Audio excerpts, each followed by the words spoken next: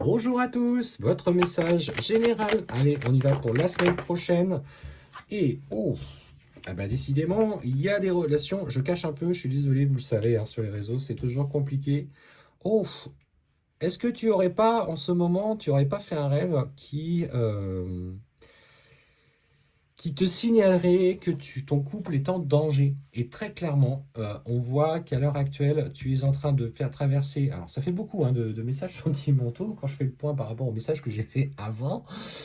On sent qu'une relation en particulier aujourd'hui ne marche plus et tu as des messages la nuit, alors des rêves, c'est peut-être aussi ton inconscient, mais ça peut être aussi des énergies, ce qu'on appelle en astral, qui te préviennent qu'il y a quelque chose de difficile qui est en train de se passer.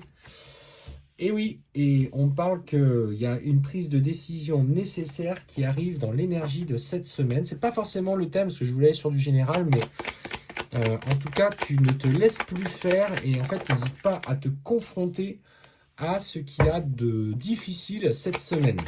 En fait, tu as besoin de faire un point. Bon, en tout cas, tu as l'air de reprendre beaucoup d'énergie parce qu'on me parle qu'au niveau de la santé, ton corps est en train de te retrouver. Tu as su te préserver, tu as retrouvé une certaine tranquillité, pour le coup, une certaine sérénité, après une profonde période d'instabilité, notamment en lien avec ça. Alors oui, l'amour, là, clairement, c'est peut-être pas la panacée en ce moment, mais en tout cas, tu ne t'apitoies pas sur ton sort, tu reprends le contrôle de ta vie et de ton existence, et on me parle d'ailleurs d'opportunités qui vont se présenter. Alors j'ai quand même le sentiment que, notamment si tu es en période de divorce ou de séparation et que tu attends une prise de décision de la justice, il va y avoir un compromis, et on te dit clairement que là, la loi, la justice va aller dans ton sens. Va aller dans ton sens, notamment on me parle de chance, tu vois, par rapport à des prises de décision. Alors tu avais peur de l'échec, on me dit bien que tu as à un moment donné vibré un petit peu cet échec, donc on te dit là tu vas attirer à toi tout ce que tu vibres, donc ose vibrer cette chance pour donner toutes les chances de ton côté et de ne pas vibrer notamment l'échec. L'échec, oui, bah la séparation de toute façon elle est là.